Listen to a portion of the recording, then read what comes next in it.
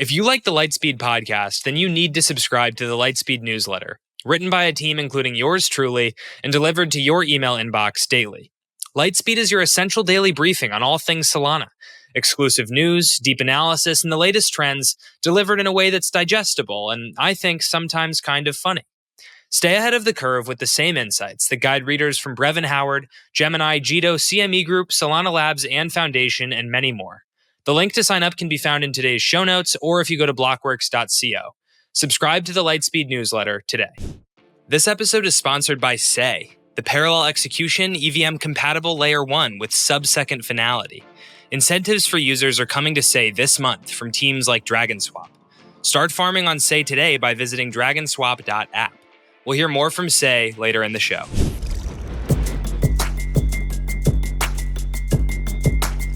Hello and welcome back to another episode of Lightspeed, your Solana podcast here at Blockworks. We're live from Salt Lake City, permissionless. Really fortunate today to be doing a bit of more of a culture episode in Solana, I guess. So we're joined by Vibhu from Drip, Sol Jakey and Solana Steve, who are building Superbased. Thank you guys all for coming on the show. Thank you for having us. Thanks for having us. Here.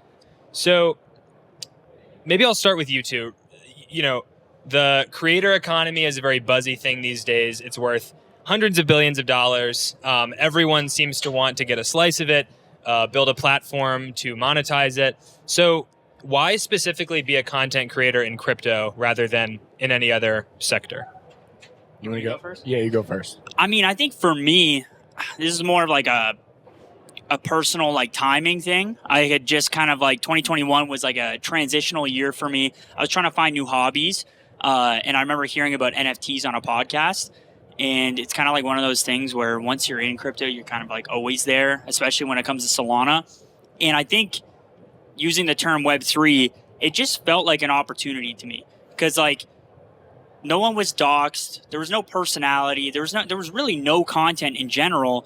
And the industry as a whole had to at some point go down the entertainment route, or whether it's content for marketing or commercial work or whatever, and it didn't really exist. So I think for me, I looked at it as an opportunity, a new industry where I could pave my own path, and so that's how I kind of got started, and that's why I'm here. Yeah. What about you? For me, I mean, just kind of ended up here. It actually just worked out. I founded an internet startup and exited that and came here in April of 2021 to Solana. And just pursued my passion in Solana. And then, fast forward, long story short, Solana in the ecosystem is now where it's at. I'm with him, and there's a clear opportunity to create a content media company. And when it comes to what we're doing, it is content, but we're really looking to create a Web3 media company because it doesn't exist. And right now we're making a bet that it needs to exist because the people are here, the culture's here. And yeah, that's essentially how we ended up here. Okay, yeah, that's good to get y'all's kind of origin story. And then Vibhu, I want to pose the same question to you because Drip is sort of a platform for, I guess, crypto and non-crypto natives to monetize themselves on these sort of crypto rails. So what's the benefit to being a content creator in the crypto world in your view? Well, so Jakey was one of the first creators we put on to the platform actually, and when we first talked, and Superbased, their project's also on Drip. When we first talked, he told me a little bit of a different story than he just told, but he used to be a creator in Web 2, and the kinds of content he was creating was very gray area from the YouTube terms of service and Instagram terms. And part of the value prop that on-chain, putting your content on-chain provides is that it has the same properties of that tokens have in terms of censorship resistance. And there's more audience portability. For Jakey, even if he put something on Drip that broke our terms of service, which is definitely a possibility. Yeah. We couldn't. What terms of service does Drip have? We have the normal one, maybe a little bit more permissive than we're more on the Twitter side. Like we allow like adult content now. Yes. Okay, I remember that announcement. Yeah, Let's go. Yeah. That's what I like to but hear. there are limitations, like like no hardcore things like that. So sorry to say. Why are you looking at me to apologize? I don't know. just in case, I felt called out. But like even if we had to remove him from Drip as a profile, all the content that he made and people watched and he sent to them would still remain forever, permanently on Arweave and in Solana. So I think there are censorship resistance properties, and then on top of that, we all know that most of the major places where creators create on the internet are there's no monetization. If you want to monetize what you make, you have to take your audience out of the platform somewhere else and make something else that's not actually the content that you produce. So I think Drip and NFTs, provide this like direct monetization capability for their actual product, which is content, rather than some adjacent thing. And Yeah, that was a big missing piece. I think I left out in the first initial question was like, it was also very hard in these traditional, like, you talk about Instagram, TikTok, YouTube. It was really hard for me to monetize because it's already hard. But then when you're making the type of content that I'm making, which is also kind of in a gray area, like a lot of their terms of service, or at least for TikTok for a long time, was gray area. Like I didn't know what was allowed and what wasn't. And so then you attach, I guess, the aspect of decentralization to content. That's attractive to me. And Drip offered that right off the bat. And so you talk about distribution again, it's like not only monetization, YouTube would shadow ban you if you had a video deleted. Instagram would shadow ban you. They would like put these like hoops that you had to jump through. And with Drip, it was like, you subscribe, you get my content, as a collectible, whatever, you could view it in your wallet. Like that was attractive to me right off the bat. And that doesn't exist outside this. So that, it was a cool thing. Yeah. And then as far as the content itself, you guys are putting out content. Jakey, I've seen one of you like trading meme coins, and then you had a vape on a fan that's like oscillating. Yep. I thought that was very clever. Thank you. Babu, you like see a lot of content, and I've like texted you a bit about this, like sort of how do you actually capture attention in this crypto world where things are moving so fast and there's often financial speculation involved. So I guess I'm curious to start with you guys and just what have you found to be the ways that content creators in crypto actually like gain and keep attention when everything is forcing you to just move on to the next thing? I think for one thing that I realized early on, I don't know if this fully answers the question, but I think it like kind of leads in that direction, is I was putting out a lot of the content. Like I was always trying to find a way of, I made all this content in Web2. It's like jackass, genre, stunts, pranks. How do I bring that over into Web3? Because that's like the type of stuff that I love making. And so I was granted a few opportunities where that started to make sense. And I made these things called the Mad Movies, which was like a little series that I did. But then I started to realize that those are great on an entertainment level, but you kind of have to hit both sides of the fence here in crypto. And I think like information is important. So I started going through the process of how do I take what I'm doing, but also provide value with information. How do I make this informative? And so that's when we started doing a lot of the commercial work, which was more cinematic. Yeah, it was based around the a certain product or whatever. Maybe it was teaching someone something, but it was in more my fashion that was kind of like comedic or whatever. And I think that's been the sauce for us to really take it from here to here and maintaining retention, because it's still that like short, hard hitting on the timeline thing. But then it's also, it hits the information side, it hits the entertainment side. And it's not the perfect recipe. No one has that like perfect recipe, but that was like a big shift, I think, for some of the stuff that I was making personally. I think to be fair too, you also, you produce a lot more content now than you used to. Yeah. So you know that like something you make today is going to be gone tomorrow and you just have to make something else, right? I think that was like a learning curve too, where it's like on Instagram, it's always there. Like if people are a fan of you on Instagram or YouTube, like they go to your page and watch your videos. Whereas I feel like Twitter's a lot like TikTok, where it's like you're only viewing what's on your timeline. Like very rarely, unless you're like I said, like a big fan, very rarely are you going to that person's page, going to their media on Twitter and then watching. Yeah. So consistency has to be key. Like, you have to find little series. You have to find something that works. And it's like, for me personally, like, I milk. Can I swear on here or no? Yeah, you can. Okay, I milk the fuck out of a lot of the stuff that we do because you want to expand it. Instead of owning the timeline that one day, it's like, okay, well, I did this one thing. Last night we put up a picture of all of us in bed with no shirts on, and it's now gone kind of, crypto viral. And so tonight we're going to make a fort in our house and do the same thing with our shirts off. And it's like, okay, that worked. It garnered attention. How can we reiterate it and own it again the next day? Mm-hmm. So speaking of, taking a picture in bed with your shirts off, something that I've thought about to the extent I've covered sort of the crypto content creation world is the role of cringe. Yeah. There's this creator, Bangers, if you know who she is. Yeah. I love her. Who I interviewed, and her content is just like nuclearly cringe in a way that you can't look away.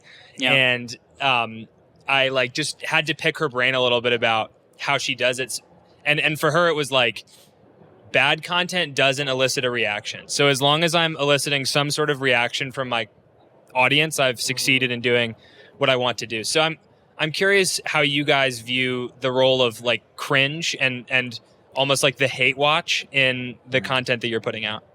The worst thing that can happen when you post a piece of content is no reaction. Like, it doesn't do anything, right? And so I've often said this on like a few, interviews or whatever, but it's like, there's like a combination. Like, you always kind of want opinions on both sides. Like, if you can nail like a 60-40, where like, let's say 60% of the people loved what you put out. They thought it was funny. They thought it was comedic. But then the other 40 are like, this is cringe. This sucks. Well, now it's like in the replies, they're like forming their own conversation, which is now pushing the engagement on that tweet. It's like, you want to generate conversation. And I think Bangers, Steve and I were talking before Singapore, she does it the best. It's like so bad. And I'm saying this with love. It's so bad that it's good. Yeah. And it's like, she knows what she's doing. She knows the reaction she's going to get. She knows it's going to work. And so a lot of the time people will go viral for being cringe by accident and then don't really realize like they're trying to fix that. And it's like, well, just lean into it. Like, it worked. Like, why not lean into it? Make it a personality. And it's like nothing new. Like, we compare Bangers a lot to Lele Pons. Because like Lele Pons was like the queen of cringe back in the day. And it was like the same vibe, same energy. And it's like, you took the words out of my mouth because to your previous question, when it comes to content, I was going to say it's either cringe or cool. And I think one of the things that makes Jake so special is I think a lot of the KOLs, creators on the timeline can nail cringe, but not a lot of people can nail cool. And I think when it comes to some of the skits that Jake has done, the cinematic ones where it's like the Jupe coin, the Jupe drug deal, like that's cool. And it garners a level of respect for like his content that not a lot of people get. Because everyone does, like, if you really think about anyone who does content on timeline, it's all cringe or hate.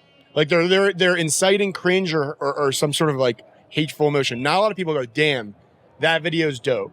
And unless, 90% of the time it's been Jake. So I think that's what makes Jake such a special creator when it comes to the space, is he can actually hit both sides of the coin when it comes to cringe or cool.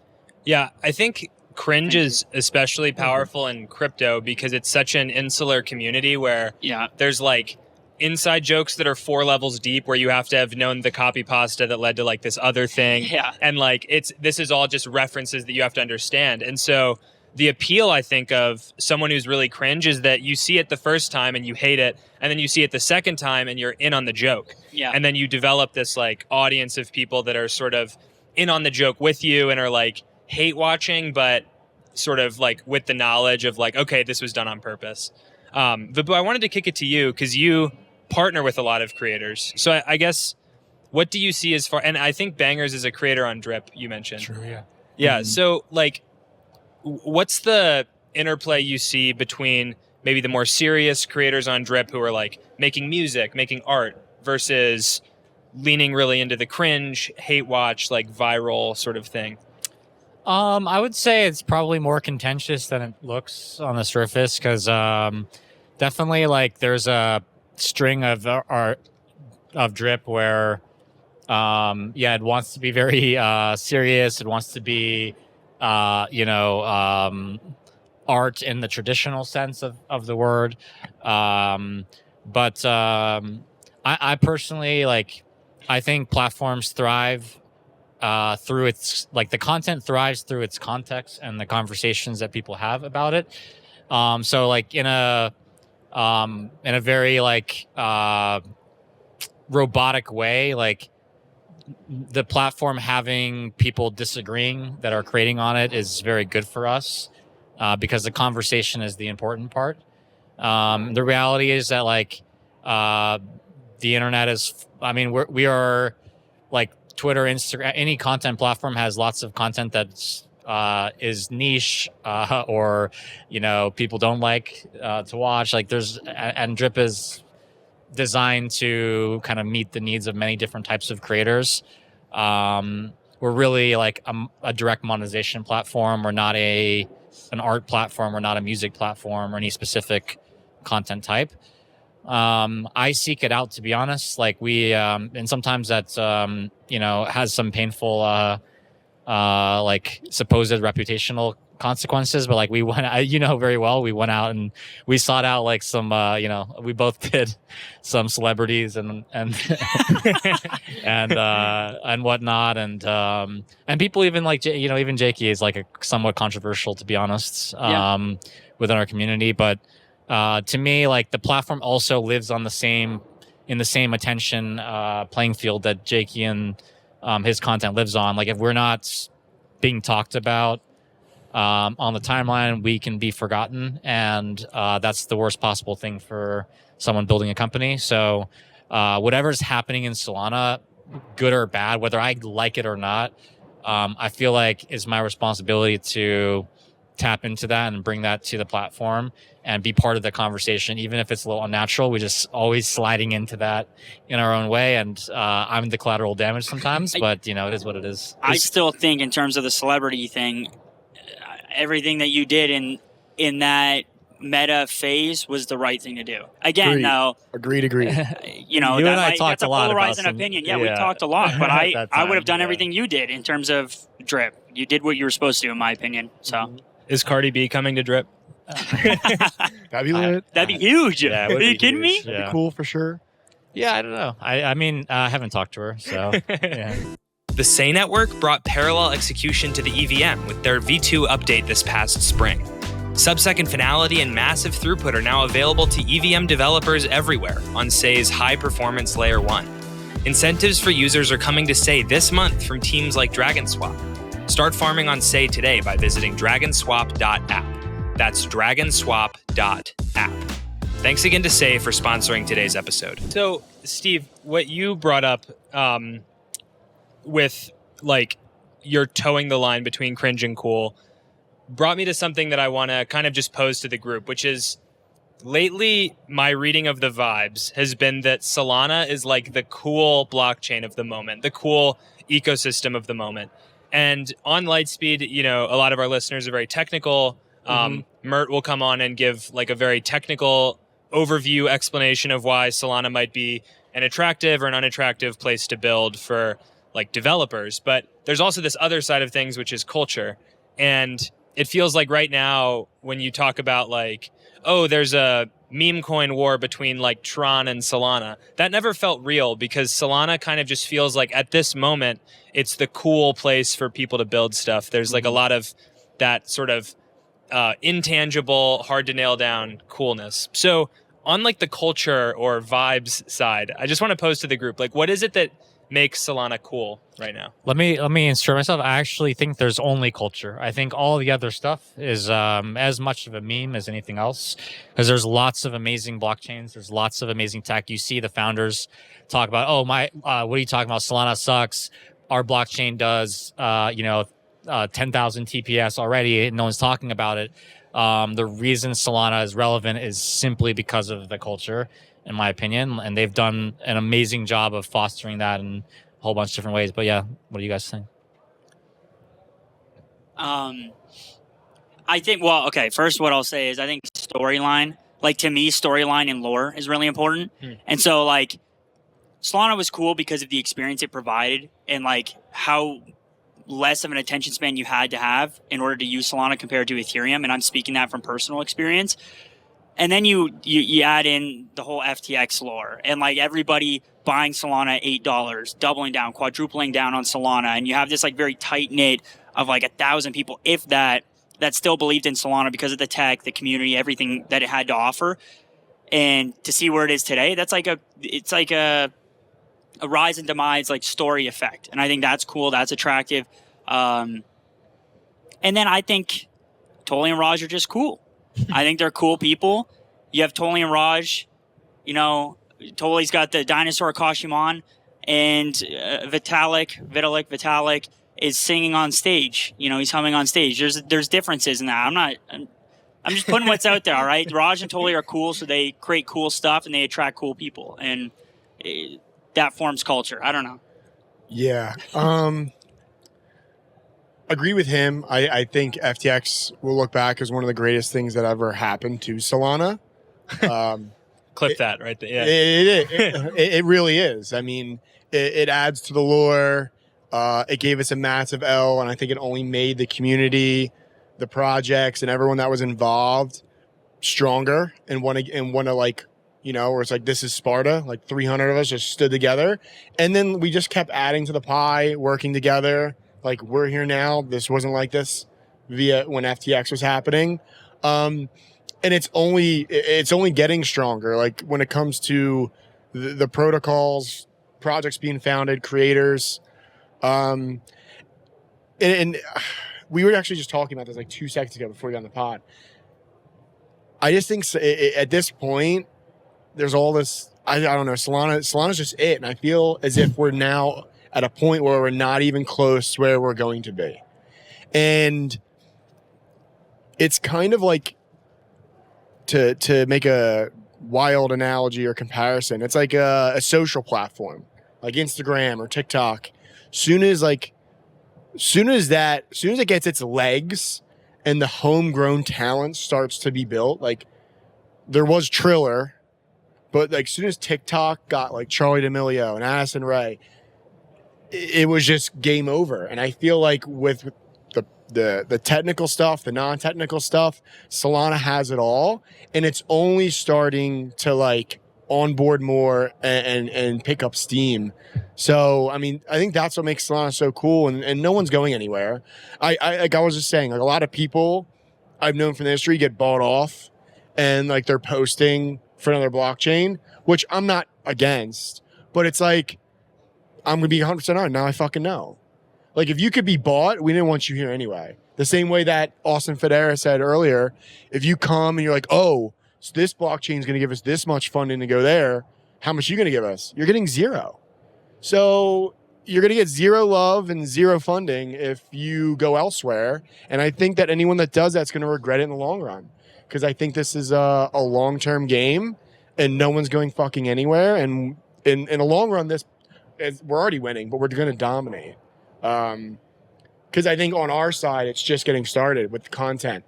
And I think that being on this pod, I think one of the one things that I want to stress and what we're trying to do with Superbased is we feel there's not enough building and conversation happening between non-technical and technical side of the industry. I was just talking to Austin about that as well. And I think the minute that the non-technical and the technical side of the industry, so devs and content creators, are working with each other consistently, understanding each other, it's only going to, like, the snowball effect is going to go into hyperdrive. Mm-hmm. Vibu, what do you think? Because you're sort of at that intersection. Well, I agreed with this idea of, I think of like built, not bought. I think the Solana community is, because we were all there when Solana was in the absolute the dumps, but it was like some of the best times I've had on Solana, and. Yeah. And there was a lot of, contention at that time. There was like a lot of projects that were on the brink of, going out of business. There were a lot of projects that were trying to get grants from the foundation to stay on the blockchain. We don't have to rehash that stuff. But to be honest, like the community was very organic, and there was a lot of friendships that existed there. And it wasn't like the tech in that context is just a meme. It's like, oh, we're going to win because the tech is good. That's just something you kind of say. It's like a mantra that you repeat as part of the community. Mm-hmm. But the reality is, like, I don't know, I stayed because of the types of people that had found themselves there, and I enjoyed being in their company and working with them in different ways. And so I think, maybe there's a little bit of like, okay, the tech is a meme, but the people who are attracted to that specific version of the meme, which is, fastest chain, lowest fees, build not bought, that kind of like was a very high signal for the right kinds of founders and community members. And that's what we're seeing today as a reflection of that, is like this, super organic kind of space. And that's important because we all, Twitter and crypto Twitter and crypto as a space is full of shams and full of things that we're are pretending to be. And there's so much money that you really can simulate a lot of like things that look a certain way. I think, in my opinion, Solana and Ethereum are like the least inorganic of the blockchains, and that's why they're going to win. Vibhu, you said yesterday on a panel that something I thought that was really interesting, which was you try to stress that when you take the droplets, which are like the in-app currency on Drip, and you tip a content creator, you're not making an investment, you're engaging in commerce. Like, you should not expect a return. And you said, kind of offhandedly, you were like, and when you buy meme coins, you're doing the same thing, it just feels differently. So can you just unpack that statement and what you meant by that? Yeah, sure. So every like transaction you make in your life is on a spectrum between commerce and an investment. Like there are things like an Hermes Birkin bag or whatever that are like a little like, they kind of sit maybe in the middle for that kind of class of people. And there's things like food, which are not an investment at all, and just commerce. And so I think assets on the blockchain kind of exist on that spectrum as well. And sometimes something that looks like an investment actually is not, and vice versa as well. So, for example, like, I'm not going to mention specific names maybe, but there are many NFT projects back in the day who used NFT mint to raise money, and sometimes even more recently, like Superbase. There's often a temptation. I'm not saying you guys are doing this. Okay, I'm not trying to, but I'm just giving an example here. Like the founder will communicate that this is an investment and it's going to go up, but actually, you've purchased a good from that from that team, and you're never going to see a return because there's no other money kind of coming into that vessel, and the commerce was for an entry point into the community. I think meme coins like just do that like over and over and over again. Like there is utility being part of a meme coin community, even if the token is going down. And like part of your purchase of those tokens has to be thought of as commerce. And if you're going to talk to the SEC, by the way, it's all commerce. But like, you just like, if you think it's going to go up, the thing that you bought, but you enjoy the experience of being part of it, that unfortunately has some value, and it's but nobody really sees it that way. But that's really what's happening there. And to double down real quick, it's because we say this a lot. Your entire investment in commerce, we say like NFT mints, specifically on ours, it's not a raise, it's revenue, and that's the exact pendulum in which you just described. Yeah, I mean, I think if a founder does their job, they actually are like finding the price, the max price that thing will ever sell at the moment of the sale. And so like with that thesis, like it should never really go up over time. It should always be like as extractive as possible at the moment of the sale. So I don't know. There's a lot of like things in crypto that, in my opinion, like are like they functionally work the opposite of what people expect. I don't know why that is, but maybe it's just because we're early and nobody understands any of these things. What's the role of speculation in, like, as you're building a media company, sort of I think these things in crypto go together of like speculation and community. Like people will airdrop to the community, and there's a community built around speculation that you'll receive a token.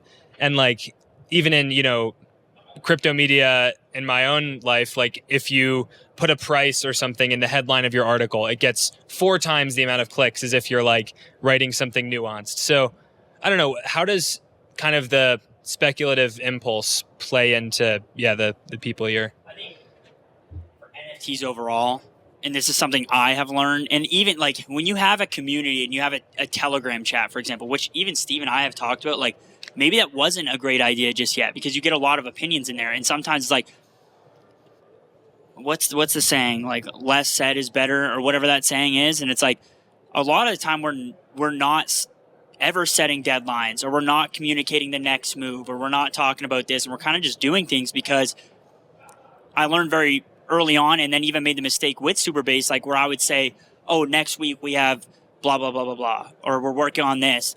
But now the expectation has been set for those people. And so when that deadline does hit or whatever, and it's not ready, or maybe you change your mind completely and you thought that's a terrible idea now and you want to go this route, well, then it's looked at as bearish, or it's like a bad thing that happened, right?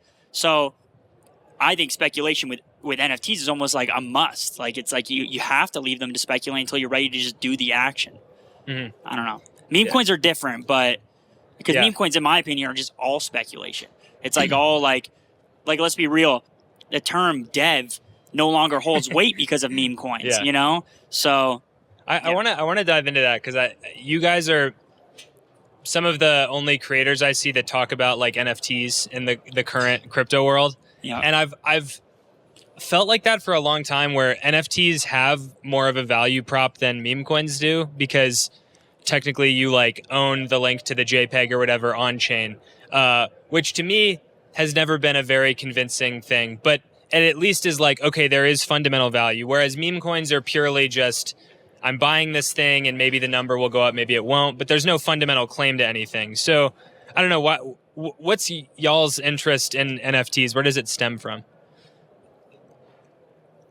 I thought you were going to say meme coins there, so I was ready to go. And maybe I'll phrase it better, is like NFTs have really fallen off by all metrics since 2021.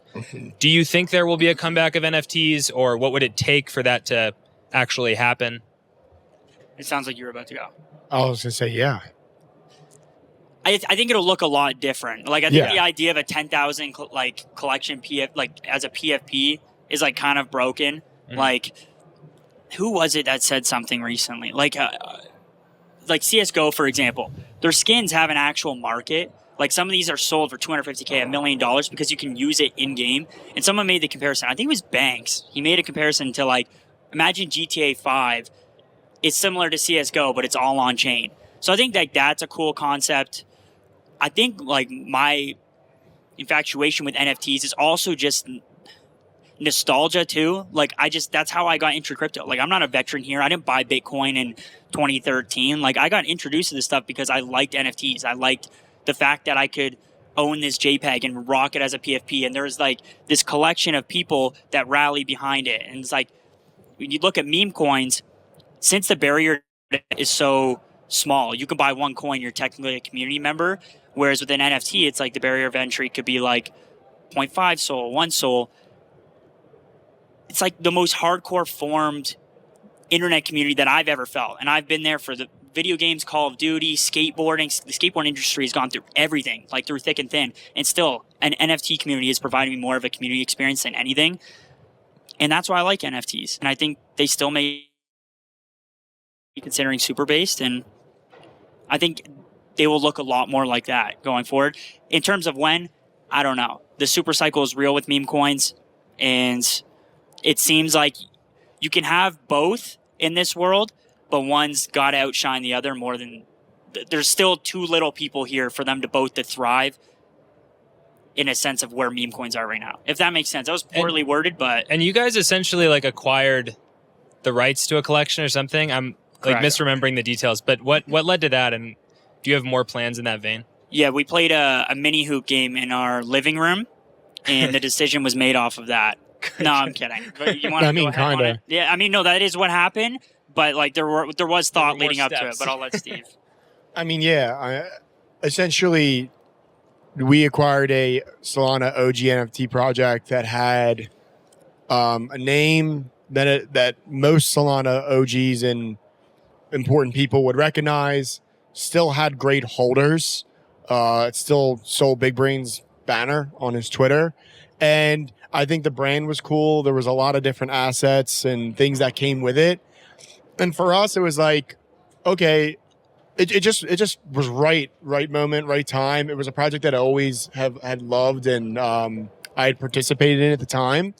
And, you know, PFPs are cool. And we thought, you know, why try to do it ourselves? Just acquire one that already has a great holder base, a recognizable and notable IP, especially within the Solana ecosystem, and something that we could do merch with. And it just was a no-brainer for us, especially if we're going to bet on NFTs long term, and just add it under the umbrella of what we're doing. It could work, it couldn't work, but that's the point of being a startup is you have to take risks and you have to make moves, and you're not going to win 100% of the time. The more failures you can get under your bet, the closer you're going to get to a hit. So, yeah. I just realized you're drinking a Celsius at 4:43 p.m. That's a bold move. Yeah, but because I got to bed late and then I had to wake up for a 7 a.m. Workout with Mark, and then we did it. And then I was exhausted. Well, not exhausted. I was a little tired, and I wanted to be fresh for this. So I went home, took a power hour nap perfectly, woke up down to Celsius, and now I'm back. He's fresh off a 48-hour fast too. So Oh, good. caffeine's probably Those key. things are pungent. They have like, have you heard about that chemical? It like makes the caffeine uptake faster or something. Yeah. They got that in there, and I'm like been eating like super healthy and working out, so it actually is hitting harder. Oh, well, congratulations. Thank you very much. The Blockworks office got a bunch of Celsius, and it's been a vicious cycle for me. It's been one of the worst things they ever did. Yeah. I ever drank one, and that was one of the like the Red Bull, because like I already have enough energy as it is for the most part. I don't need that in me. And They're potent. they're pretty No.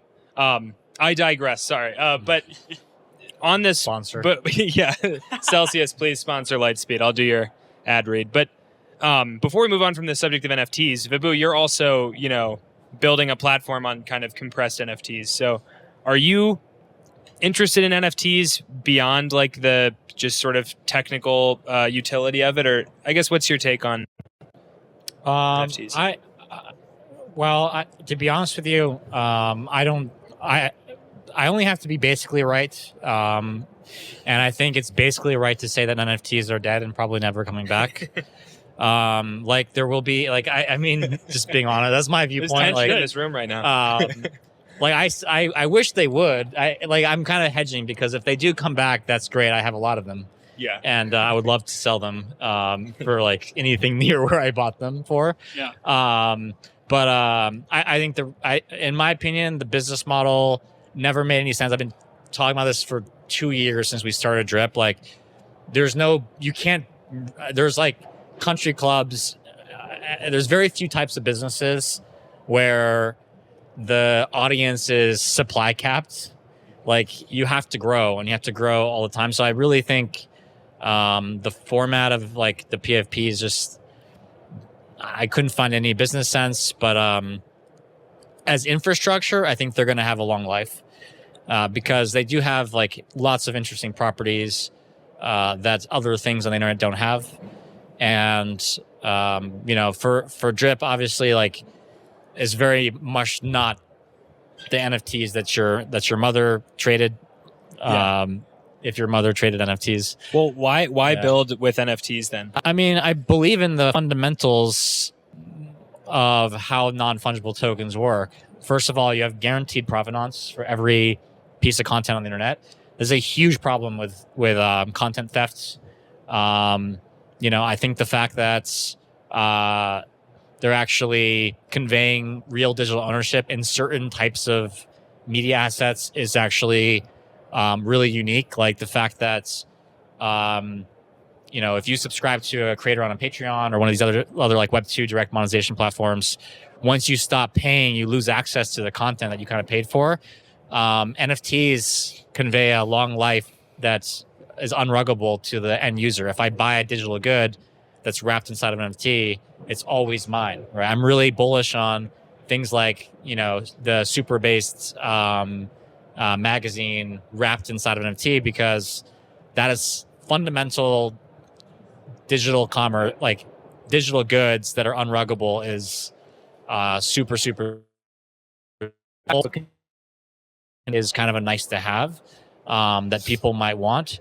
And I have this thesis, which is that NFTs are actually price reduction devices. They keep creators honest when it comes to the primary price of what they sell something for.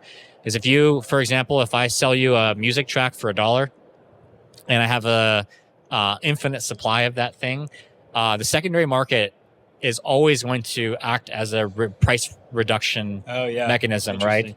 And if I misprice it, if I price something too high, which is what happens with a lot of like traditional NFTs, the market's going to tell you right away. Yeah. And so if you kind of flip it around from the investor mindset to the commerce mindset, you realize that this is actually a great value prop for consumers, so long as the digital good is something that they actually want.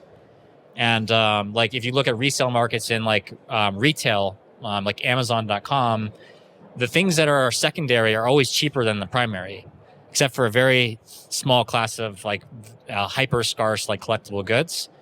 So, but why would a creator want that though? Because they might want to artificially increase what they can sell an album for. Oh, creators never like this actually. like brands hated Amazon, and they still hate Amazon, but they have to be there because the consumer is always right, and the consumer wants low prices. So, and the brands have to be where the audience is. So I don't like. I think long term there's going to be a lot of pushback on things like drip, and I already see it sometimes. Like, oh, you're making like art cheap, you're devaluing art. These kind of like narratives exist around drip, but this is what the consumer wants. They don't want to pay high prices for things that shouldn't be high priced. So I'm not saying art shouldn't be high priced. Obviously, are examples where it should be, but in a lot of cases, I'm selling music, for example. I'm competing with something that's entirely free. If I don't price it the right way, no one's going to pay. So, I think the fact that NFTs go down is a feature and not a bug, as long as we figure out how to make that thing convey content that's actually desirable. Yeah. And you've really resisted building drip in like a speculative way. I know there's people always ask you about the token, and you have like made a video with like a drip token. I'm forgetting what exactly this was, but you have made a whole living out of like denying that there is ever going to be a drip token. So I don't know, why did you kind of reject the the positive benefits of speculation when you were building a user base for drip? Because you can't build a good consumer product without really, really high quality feedback and data. And the problem is that every protocol or product that's tokenized is absolutely inundated with false signals. You just look at like every blockchain that's launched recently that did like some kind of token farming thing. Like they get flooded with sibblers and farmers, and the underlying like engineers have no idea if what they've made is actually valuable to the world. To me, like, it's not only do we have to like not drop a token, we also have to be very vocal about it, because we're trying to create. We need to know whether people actually like the things that we make, so that we can have a template to improve them. So I'm sure if we were to announce a token, we would. I would be super rich. We would have a huge spike in, because you can manufacture pumps if you're venture backed and stuff. And I'm sure we would have like some unbelievable numbers for a very short amount of time. But it would completely mess up our product roadmap, our insights into like what to do next. And it's just not a way to build a long-term business. We need to be here for creators like Jakey for like the next like couple decades. I can't be here for 2 years and then leave. They're entrusting their like content and their livelihoods with us in some cases. So I take that, pretty with a lot of responsibility. Sounds exactly like. Go ahead. I was gonna say Bib's a good dude. That's why he's a good dude. Yeah. Okay. And he insists there's no Thank token, you. which is exactly what you would say if you were going to drop a token, I know. as we've Everyone said says that. previously. But Dude, like honestly, we could have dropped a token. Like that's the thing. Like we could have dropped a token at any time this year, and it would have been awesome, right? well, I don't For know a about little awesome. bit. For a little bit. For me. Yes. Yeah. So I promise you, like we have literally no plans for a token. If we were to drop a token, we would do it in like 7 to 10 years. So if you want to farm for 7 to 10 years, be my guest. But like it's just not worth your time because it's like really not. It really isn't. So yeah. Something I want to throw out to this room that probably I would have covered in a roundup at some point is some of the Twitter discourse kind of involving Ansem and like his beef with Zach XBT, if you've been following this. And there's just sort of this sense a little bit of if you're a creator who's kind of in the meme coin space, which I would argue, Ansem, I think, views himself as a trader, but he's also kind of a creator. He's like a personality people follow. Mm-hmm. And there's questions of like, is it ethical to be asking people to buy meme coins when you can get like wrecked at any moment? So I don't know. I guess I'll throw it out to just the room and whoever wants to answer. But like being a creator in the meme coin world, what are the ethics involved with that? What's the responsibility to the people that consume your content, knowing that they could lose a lot of money potentially? I've switched my opinions a lot, I think, over the past year. But I think there are like classic ethical guidelines. All right, don't shill and then instantly dump for a 2x on the people that you just got in, right? Be mindful and open about allocations or shills or stuff you've been paid for. Like, I think those are two things that get misguided, but they seem super obvious, but like it's something that I view as unethical. In terms of like, for example, what Ansem does is it's hard to even argue that Ansem is unethical when WIF was at 70K, whatever it was, which is a top meme coin overall, not just on Solana, was at 70K when he called it, didn't have a ton of followers. It's basically his real claim to fame, and it sits at, I don't know what the market cap is now, but $2.1 billion. And he's made thousands of people millionaires just from that call, right? So, and you have to adapt to the times. Because like even for me early on, I was like, I'm staying away from meme coins. I'm not going to talk about them. And it's not one of those things where it's like, oh, just because that person did it, it makes it right for me. But it's like, that's what's hot right now. That's what people want to know. Are you working your bags? Are you in this coin? Are you selling this coin? Are we in this coin? And you kind of have to fit with the times in order to be successful. Like I remember, like I said, early on, I was against memes and I probably missed out on making a ton of money. I missed out on being in certain conversations that I would have liked to be in. And so I like Ansem. And I think what he does is fine. Yeah. Yeah. I don't know if that answers the question, but no, that's I feel like a lot of the space is like you're in the middle of the Aria casino in Vegas. And the influencer is like, "Hey guys, like you got to hit on 16 here," and then other people are like, "Hey, you can't like, how dare you say that to people because people are going to lose money on that?" And it's like, dude, you're literally sitting in the casino, like talking to people who came there to gamble their money, and we're having a conversation about the values and ethics of it. Like the casino is the problem, and not the things that are inside of it necessarily. Now, like I think there are like tons of like actually like folks that should be in jail who are pumping and dumping certain things like that. But I don't, in my opinion, that's not, these kind of guys are not in that category. And like I don't do any of that stuff. Like I don't have, it's not a personal thing for me. But like you are buying a meme coin. You know full well what you are doing. Like, and if you lose money on that, that is what's supposed to happen, to be honest with you. So, Like, you don't want to lose money. Don't trade meme coins because that's what's going to happen. Casino on earth. I've seen someone tweet that today, and it all comes down to decision making. You're in charge of your own money. You can be influenced by another person on Twitter or in a Telegram chat to buy this coin, but you made the decision to click that buy button. It's the same conversation I seen with the NFTs early on, and it's people upset because they lost money. Yeah, but it was their decision. I think that's a good note to end on, and we're sadly out of time. I wish we could go longer, but I really appreciate all of you guys for coming on and chatting. It's been a really interesting conversation. Thanks, Jack. Yeah. Lightspeed, we'll see you in the next one. Please, like, share this. And this has been Live for Permissionless. This episode would not have been possible without the Sei network. Don't forget, user incentives are coming to Sei from teams like DragonSwap. Make sure to check out Sei today. You can start farming on Sei by visiting dragonswap.app.